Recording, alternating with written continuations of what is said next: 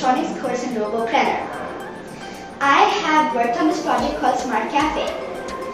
This Smart Cafe, first of all, has these automatic street lights. These only work at night time, so when it's daytime, the lights will be off. This is also saving a lot of electricity.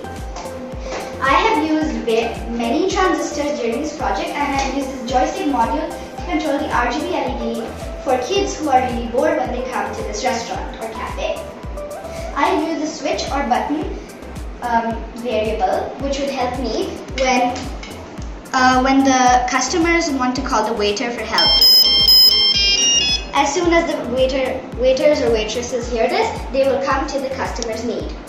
I have really enjoyed working in the Advanced Electronics course, and I can't wait to do more projects in Roboprenr.